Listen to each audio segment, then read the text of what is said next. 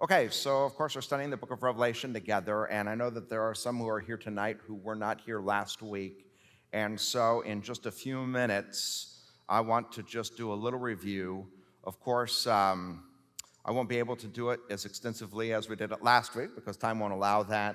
But last week's sessions were recorded. The second one's already published. The first session is being edited, and it'll be published soon, so there'll be opportunities to catch up. But those are coming out. Here, just by way of review, these are the things I want to just go through. First, the author of the book of Revelation. We discussed any number of options, but finally settled in the idea that it was John, the disciple, John the apostle, which was the witness of the early church. So Irenaeus, I told you this, was a disciple of Polycarp, who was a disciple of John, and Irenaeus wrote that it was John himself, the disciple who wrote the book of Revelation, and other second century writers did as well. I don't think there's too much reason to doubt it. So that's what we discussed. You can learn more by watching the tapes of last week. Place of writing was on the island of Patmos in Revelation 1, verse 9. It says, I, John, your brother and companion in the suffering and kingdom and patient endurance that is ours in Jesus, was on the island of Patmos because of the word of God and the testimony of Jesus. And we talked about how in John's day, toward the end of the first century, there was a tremendous persecution, and it appears that John the disciple actually was imprisoned or in exile on this island. You can see on the map here, and I'm going to use my laser pointer over on the right-hand side, there's a bunch of green dots, which is where Ephesus and Smyrna and Pergamum and Thyatira and Sardis and Philadelphia and Laodicea are. There's a little island, Patmos, which is out in the sea. This is maybe a little bit better picture, a little closer in. Again, Ephesus, Smyrna, Pergamum, Thyatira, Sardis, Philadelphia, Laodicea. Right out here, there's a kidney bean-shaped island, the island of Patmos, which in John's day, there wasn't much there. I did show you some pictures from modern day, a little bit about what the island looks like. There is a small city that's on this island now, so if you were to go there, one of the iconic landmarks are these three windmills, but there is a kind of church or chapel that's been placed over the site where they believe John wrote the book of Revelation. If you go there, this is a sign toward the door, and I took this picture as there's a picture above the door that shows John writing in a cave with an angel there guiding him. This is a picture of the cave. Of course, it's been turned into a chapel, so there's pews or benches where you can sit, but this is where it's thought John wrote this book.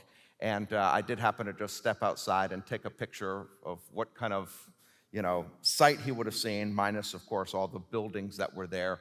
Would have been a pretty desolate place in his day. So John wrote the book on the island of Patmos when he was, because of the testimony of the gospel, he was in exile. The people to whom Revelation is addressed. So in Revelation 1:4, it says John, and then the address line to the 7 churches in the province of Asia. And then they are mentioned in chapter 1, but there is an individual letter to each of these 7 churches in chapters 2 and 3. And if you look at the order in chapters 2 and 3, they follow exactly the route that a courier would have taken if they were leaving the island of Patmos. They'd first come to Ephesus. Then the way the roads worked, they would have gone to Smyrna, then up to Pergamum, then Thyatira, then Sardis, then Philadelphia, then Laodicea. That would have been the natural route a courier would have taken. And if you look at chapters 2 and 3, that is the order in which these churches are mentioned. And I'll just highlight here, the book of Revelation, if you read it, the first couple times you read it, it's very mysterious. You say to yourself, what in the world am I reading? And one of the things I'm hoping to highlight is there's a historical context. There were real-life circumstances that John was responding to. There were troubles, there were hardships that Christians were facing, and John was writing with a message of encouragement to help these fledgling churches hold on to their faith and be bold in the gospel of Jesus Christ. Anyway, we did talk about the date. I won't spend a lot of time going back over this, but people propose either a late date, they call it a late date, 95, 96 AD, under the Emperor Domitian. Some propose an earlier date during the reign of Nero in the mid-60s. But I think most scholars believe, and actually Irenaeus, as an example, said this is when it took place, was during the reign of Domitian.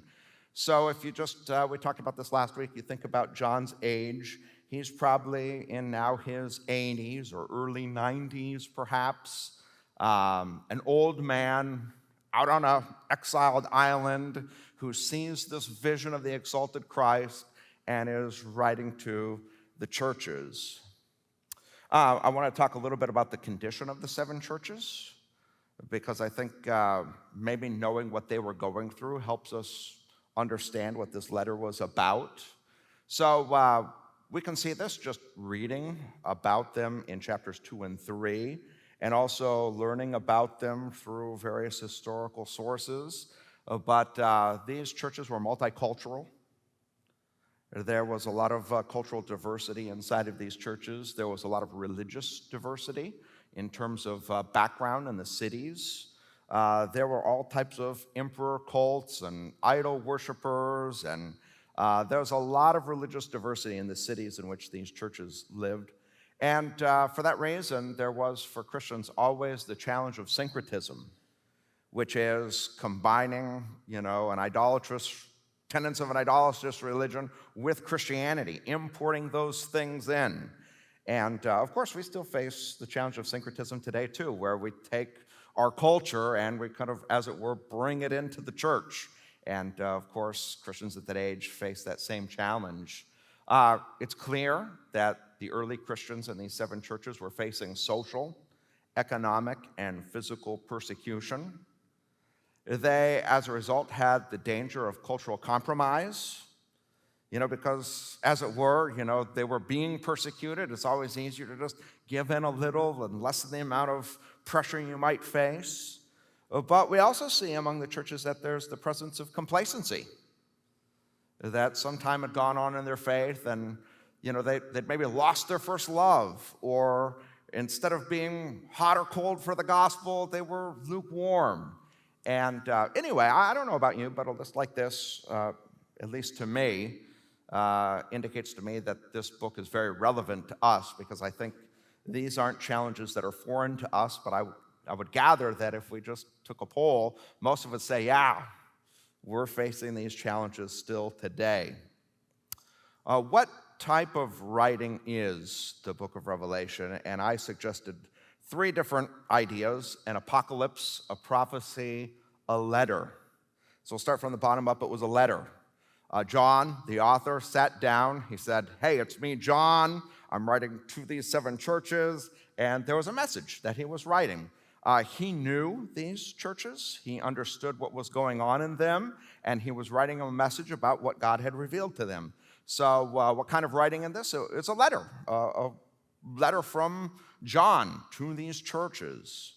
Also, I think it's fair to say it's a prophecy. We find inside of the book of Revelation that there is a message of warning. Often the prophets did this, right? They wrote messages of warning. But there's also a message of encouragement and promise and hope. And we find that in the book of Revelation as well. Just like the prophets did, they had a message of both warning and promise. We find that in the book of Revelation. So I think if we call the book of Revelation a prophecy, we're not too far off. The book of Revelation also is an apocalypse. In fact, it says so in verse 1. It says the revelation. That's our English translation of the Greek word apocalypsis.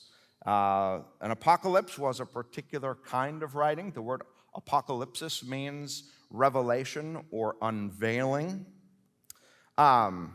Apocalypses. There's other writings that were apocalypses. We find an example of this in the book of Daniel, which is apocalyptic in literature.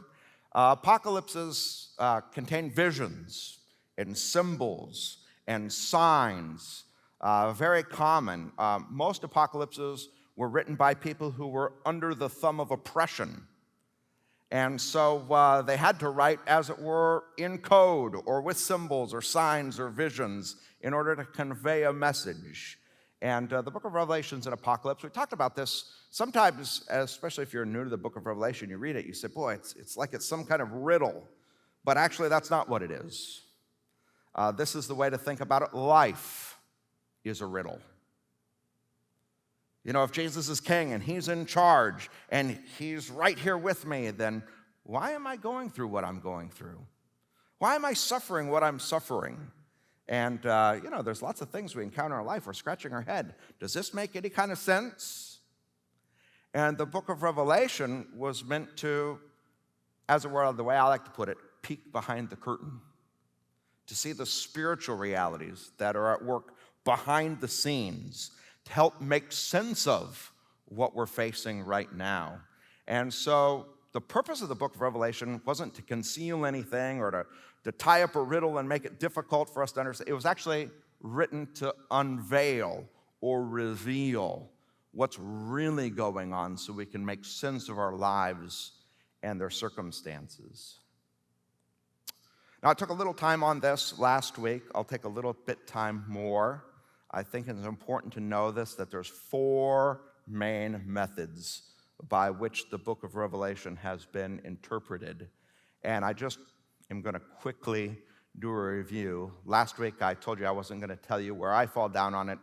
I guess this week I will, just so we can move forward. So here I made this little timeline. The cross, of course, indicates the ministry of Christ.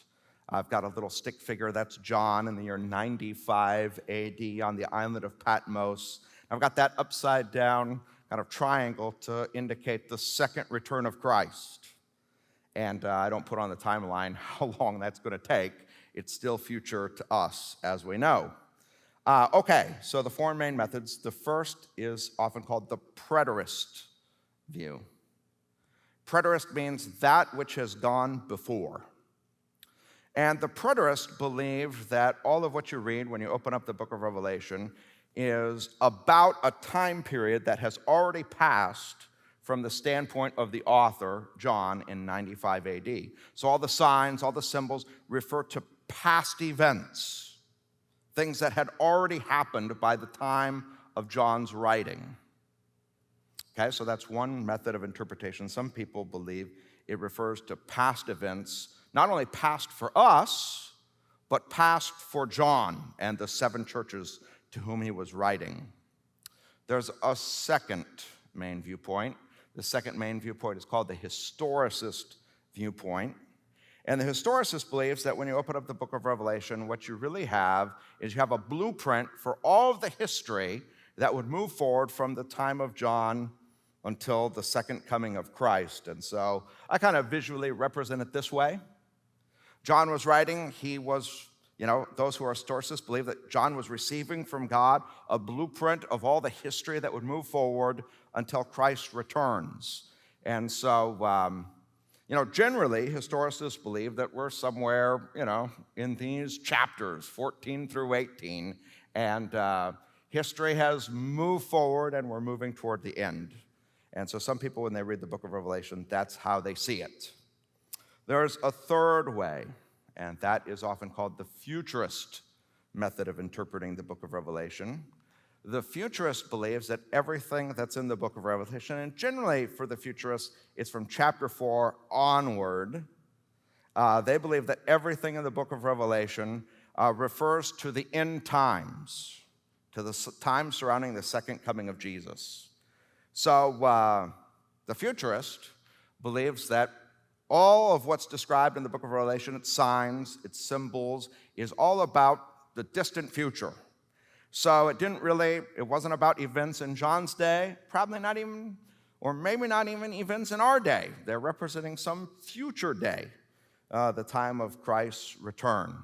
So that's actually, if you think about the preterist thinks it was, all in the past. The futurist thinks it's all in the future. There's still one more method of interpretation called the idealist, who believes that the book of Revelation, its signs and symbols, describe the spiritual principles that are at work during this time period between Christ's first coming and the second. So as you read through the book of Revelation, what you're going to uncover is there's spiritual principles that are at work in our lives, the same as they were at work in John's life. In fact, these principles are at work during this time period between Christ's first and his second coming. And so this is sort of my attempt to, draw that out on the timeline. The book of Revelation is referring basically to, from the time of Christ's life, death, and resurrection, all the way to and past Jesus' second coming. So, okay, those are the four, and I'll just let you know for myself, for this study, we're going to proceed with the idealist viewpoint. And to just kind of get into that, I'd like to talk about what I believe the structure of the book is. By the way, there will be question and answer, so feel free to dig in if you want to ask more questions later. But I believe the book of Revelation has a 7 parallel section structure. And one of the things we're going to see, in fact, we'll encounter it first tonight. We've encountered it already, but we're going to encounter it tonight in an even bigger way, is that there are some particular numbers, the number 7, the number 12, that loom large in the book of Revelation. And we'll talk a little bit about why, but as you read through the book of Revelation, it seems fairly clear to me after a long, long time of looking at that there are 7 distinct parallel sections, and each of the 7 sections describe the time period from the first to the second coming of Christ. And I'll tell you what the sections are, and then tonight we'll maybe kind of take a look at that and see it in more detail. And of course, as we move forward, I'll have some more time to sort of talk this through with everyone. But the 7 sections are these, chapters 1 through 3, which describe Christ in the midst of the 7 golden lampstands. And the 7 lampstands, of course, is what are the churches, the 7 churches, and Christ is right there in the midst of them.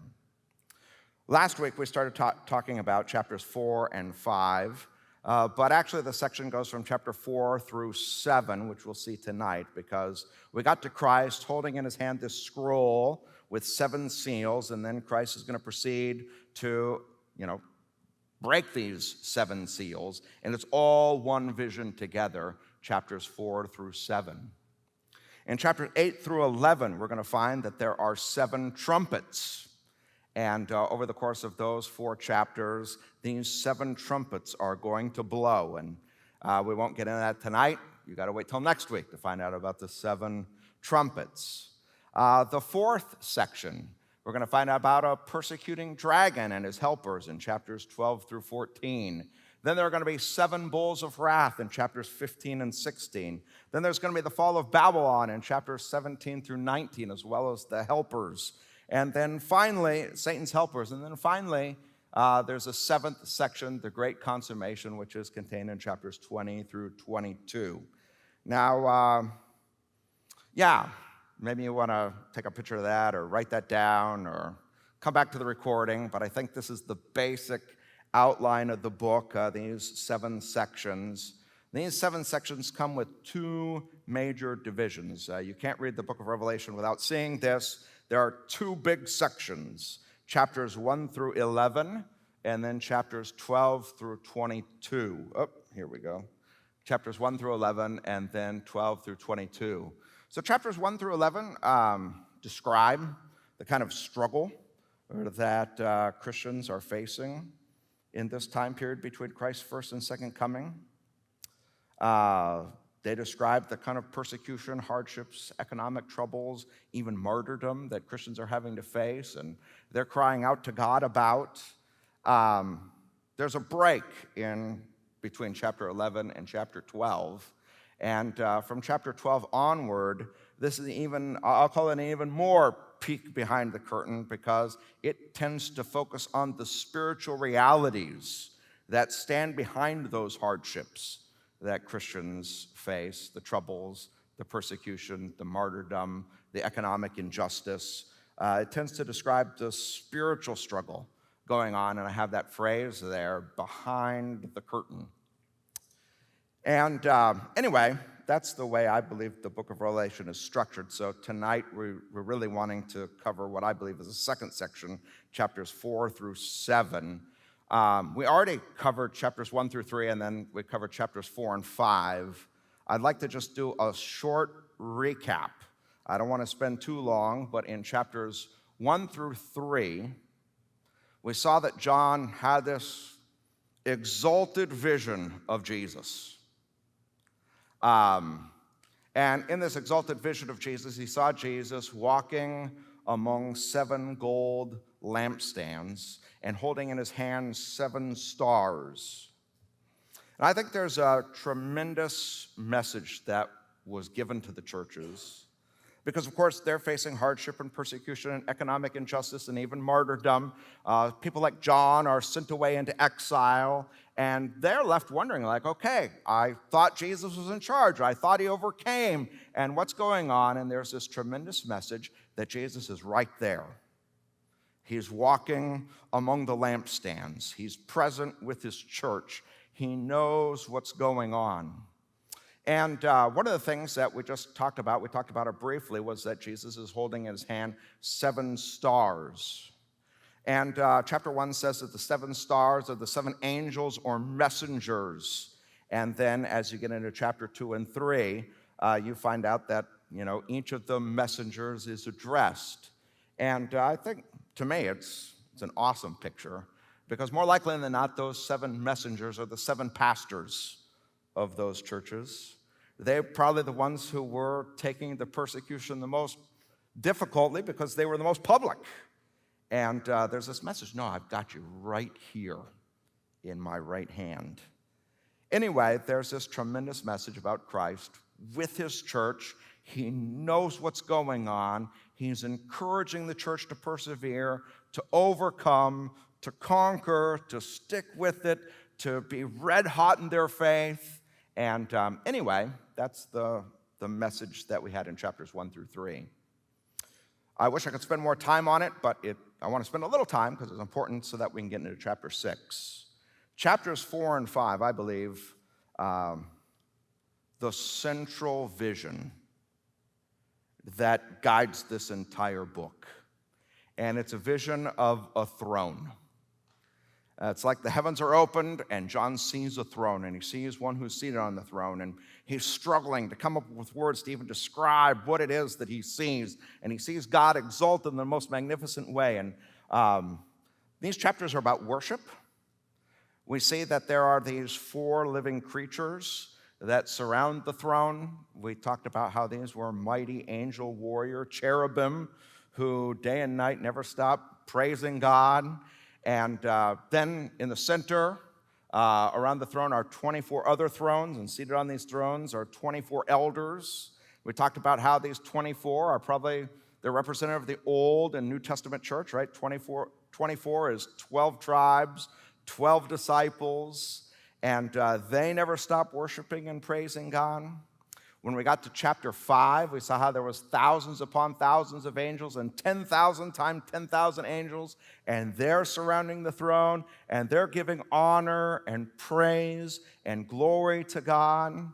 And then finally, in chapter 5, toward the very end, we see that every creature under heaven surrounds the throne. And for those of you who weren't here, I encourage you to go back and listen. But I think there's a tremendous message here. That at the center of it all is God. Sometimes for us, we're going through hardship or persecution or trouble, and there's something that's like right in our face, and we lose sight of the fact that, the center of the universe is God. We think this thing is the center of the universe. We also talked about how Martin Luther, as an example, says this is what sin does to us. It causes us all to be curved in on ourselves. And so from time to time, in fact, more than time to time, we get this impression that we're at the center of the universe. That what we're going through and what we're struggling with is the most important thing. And here there's this controlling vision that John is given that orients us to the fact that God is on the throne. He's fully in control. He's at the center of it all. Everything is in his command. He's got it. And it's as though all this worship is happening to invite us to join in, to get reoriented to the fact that it's not whatever thing we think is looming so large, and it's definitely not us, our lives should also get oriented around God. Now, in chapter 5, which is, if you don't have your Bibles open, you might want to just take a Bible out, turn to Revelation chapter 5. We did talk about this moment of coronation where, there's this scroll in the right hand of God who's sitting on the throne, and it's sealed with 7 seals. And there's this mighty angel who asks a question, who is worthy to break the seals and open the scroll? And apparently the scroll that's sealed is God's plan to fix the broken world. It's his plan for salvation. It's his plan to put everything back together. But John looks around, there's nobody in heaven or on earth or under the earth who could open the scroll and even look inside of it. And John even starts weeping like, oh no, maybe this plan will never be enacted. And then as he's weeping, one of the elders says, hey, look, the Lion of the tribe of Judah, the Root of David, has triumphed. Of course, he's talking about Jesus. He is able to open the scroll and its 7 seals. So, the elder's talking to him, the Lion of the tribe of Judah. And he turns around, and what's he saying? It says in verse 6, then I saw a lamb looking as if it's been slain, standing at the center of the throne, encircled by the 4 living creatures and the elders. This is a tremendous picture of Jesus. A lion, the ruler of all, a lamb, the sacrifice that was slain. The lamb looking as if it's been slain. And where is the lamb? The book of Revelation has got such a high view of Christ. He's standing in the center of the throne. Can just anybody go up and get on the throne of God? No way.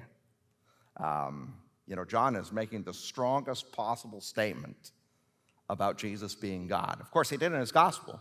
In the beginning was the Word, and the Word was with God, and the Word was God.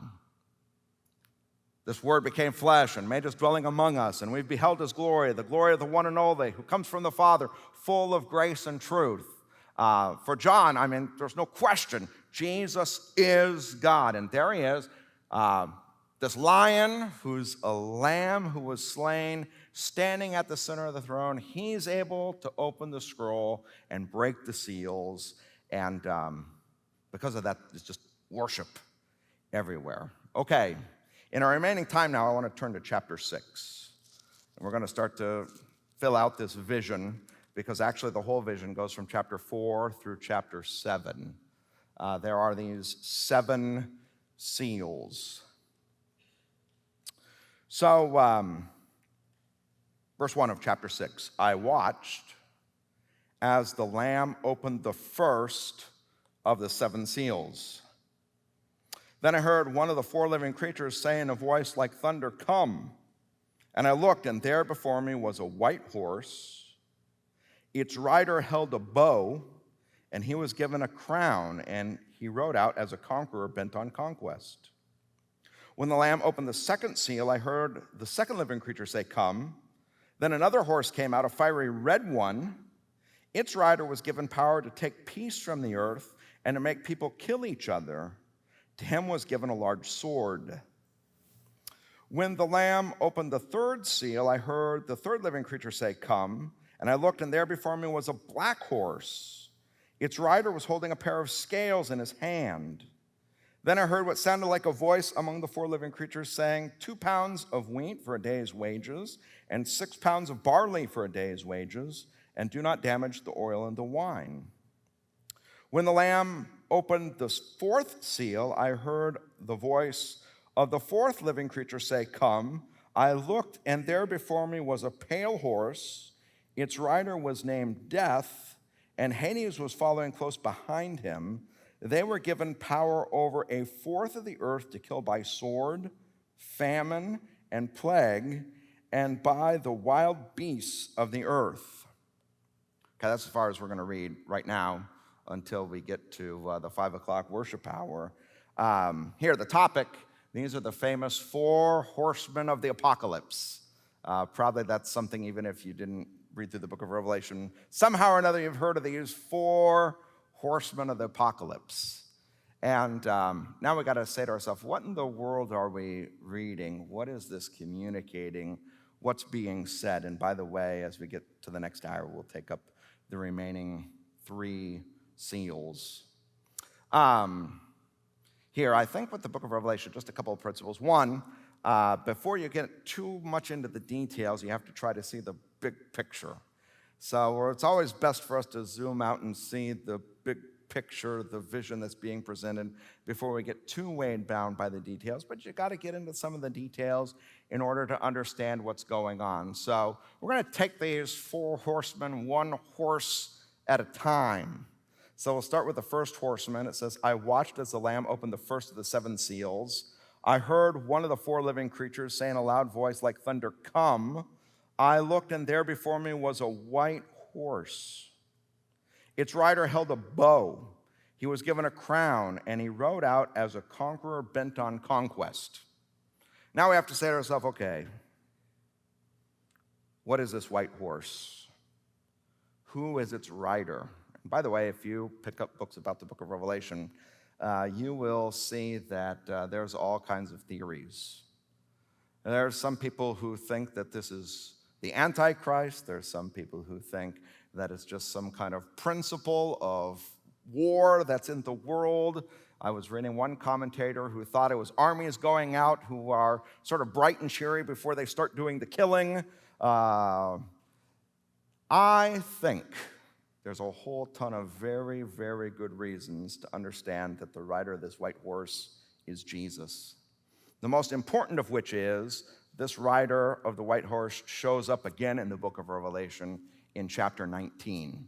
And so I just want to encourage everyone to turn to chapter 19. In chapter 19, where this rider and the white horse show up again, all question is taken away as to the identity of the rider. It's made so clear. I'm going to start reading at verse 11 of Revelation chapter 19. I saw heaven standing open, and there before me was a white horse, right? We just read about a white horse, whose rider is called Faithful and True. With justice, he judges and wages war. His eyes are like blazing fire, and on his head are many crowns. He has a name written on him that no one knows but he himself.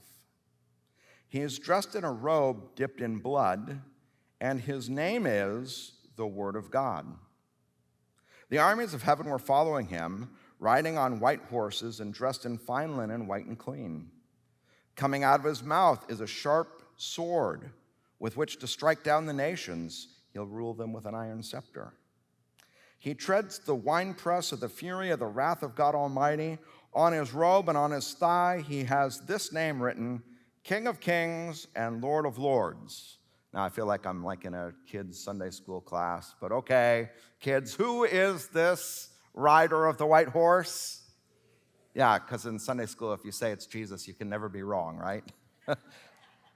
It's just so clear. I mean, John himself, we already talked about this at the beginning of the gospel, says in the beginning was the Word was with God, the Word was God. Here we're told that his name is the Word of God. That's in chapter 13. There's a reference at the end of chapter 15 to Psalm 2, which clearly was a messianic psalm. And he's got this robe upon which, his thigh has this name written, King of Kings and Lord of Lords. I mean, to me, it's just so obvious. This is Jesus, the rider of the white horse. You notice the crown on his head and the fact that he's going off for conquest, to wage war. I think the book of Revelation gives us all the clues we need. So back to chapter 6. Although ambiguous in chapter 6, we find out later, it must be that the rider of this white horse is Jesus. And it says here that he's given a bow, he's given a crown, and he rides out as a conqueror bent on conquest. Now, why is Jesus a conqueror? Why is Jesus a conqueror? Okay, it's what he's done, right? He's overcome sin and death. He's been victorious. In fact, the word conqueror comes from the Greek word from which we get the shoe Nike. He's been victorious. And he is a conqueror who's bent on conquest. What's that mean? He's got more victories in front of him, right? And I think what's being referred to here, too, I would just say is the missionary nature of Jesus. He's redeemed a people for himself, and his history moves forward, right? We just read about him, ascending into heaven and now standing in the center of the throne, and he's causing history to be unfurled and the history of redemption to move forward. And the first thing he does is he's got a missionary task. There are people who are lost. There's people who are broken. There's people who need saved. And he intends to win the day and have a victory. He keeps having victories. He'll keep having victories. He's conquered. There's more conquering he's going to do. I think, by the way, if we're the church, one of the things that we have to realize is hey, Jesus is on a mission. There are lost, hurting, broken people that Jesus wants to win over their hearts and bring them back, and we're privileged to be able to participate in that victory. Anyway, next horse. Verse 3, the Lamb opened the second seal. I heard the second living creature say, "Come." And then it says, another horse came out, a fiery red one. Its rider was given power to take peace from the earth and make people kill each other. To him was given a large sword. Just a couple of things. The actual Greek word to make people kill each other, the Greek word means to slaughter. And the word large sword, actually in this passage, there's going to be a couple Greek words for sword, is the word makaira, which is like a sacrificial knife that was used to slaughter sacrifices. And I think what we have here is this idea that as Jesus goes out, it turns out that persecution follows. So Jesus goes out, he's got victories to win, but there's another horse, a fiery red one, who follows behind, who is bent on slaughtering, on martyring people. Verse 5, when the Lamb opened the third seal, I heard a third living creature say, "Come." I looked. There before me was a black horse. Its rider was holding a pair of scales in his hand. Then I heard what sounded like a voice among the four living creatures saying, 2 pounds of wheat for a day's wages and 6 pounds of barley for a day's wages, but do not damage the oil and the wine. So here I think you've got a rider, and he's coming to bring economic hardship and injustice. 2 pounds of wheat is about what it would take to feed one grown man. The idea here is for a day's wages. You've got to work all day just to get the wheat to feed yourself. Of course, if you want to make bread from it, what are you going to need? You're going to need some oil. That's too expensive for you. What about your family? There's not enough. You're not making enough. And, you should know this about Christians, that many of them, when they became Christians in the early churches, they were part of professional guilds that worshiped idols, and that was part of what it meant to be in that guild, is you had to worship this particular idol. And Christians said, "No, I'm not going to do it." And they said, "Well, then you're out of the trade guild." And so what started to happen to them? They started to starve. They started to go into poverty. They faced economic persecution. Anyway, hey, with regard to these two horses, the red one and the black one, the red one where people are actually being put to death, the black one where there's economic injustice and persecution, hardship that's happening.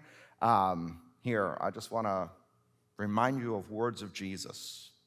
Matthew chapter 10, Jesus said, "Do not suppose I've come to bring peace to the earth. I did not come to bring peace, but a sword." In John chapter 15, Jesus said, "If the world hates you, keep in mind it hated me first. If you belong to the world, it would love you as its own. As it is, you do not belong to the world, but I have chosen you out of the world. That's why the world hates you. Remember what I told you, a servant's not greater than his master. If they persecuted me, they'll persecute you also. 1 John 3, do not be surprised, my brothers and sisters, if the world hates you. This is the longest passage. Sorry about the small type. 1 Peter 4, dear friends, do not be surprised at the fiery ordeal that's come on you to test you as though something strange were happening to you. But rejoice inasmuch as you participate in the sufferings of Christ, so that you may be overjoyed when his glory is revealed. If you're insulted because of the name of Christ, you're blessed, for the Spirit of glory of God rests on you. If you suffer, it should not be as a murderer or thief or any other kind of criminal, or even as a meddler. However, if you suffer as a Christian, do not be ashamed, but praise God that you bear that name. And I think here, what is being communicated? Jesus is going out as a conqueror. His mission's going forward. He's conquering and winning people over to himself, but as he does, right behind are two horses of persecution that Christians must face. One, where they're being slaughtered. The other, where they're being mistreated economically. Then finally, when the fourth seal is opened, verse 7, I heard the voice of a fourth living creature say, come. I looked, and there before me was a pale horse. Its rider was named Death. Hades was following close behind. They were given power over a fourth of the earth to kill by sword, famine, and plague, and by the wild beasts of the earth. Here, the word sword's a different Greek word. The word is actually rhombus, and it means like the sword you'd go to war with. So people are going to war with each other. This verse speaks about famine. You know, there's times where you get drought or famine, and just the general woes of the world, or plague, disease. Hey, it doesn't matter if you're a Christian or not a Christian. Disease can strike just about anyone. And then even wild beasts of the earth. This is what's just common to humanity. You know, all of fallen humanity is suffering. And I think the idea here is this, that Jesus is going out, he's bent on conquest, there's a missionary nature to what he's doing, but behind him are particular persecutions, the red horse, the black horse, but also just the general suffering that everyone has. And when we get the next hour, we're going to find the souls of those who have been slain, who are crying out, how long? And some explanation of all this. But for now, those are the four horsemen of the apocalypse. I'd just like to say one quick thing, then question and answer. This is still relevant today. Even in the 20th century, there were more martyrs, Christian martyrs in the 20th century than all previous centuries combined. So in the 20th century, last 100 years, there were 26 million Christian martyrs that were documented. And from AD 33 to 1900, 14 million. Even in the 21st century now, it's estimated that 100,000 Christians are martyred every single year. Red horse. There's a study by Gordon Conwell Seminary that shows between 2005 and 2015, there are 900,000 Christian martyrs worldwide.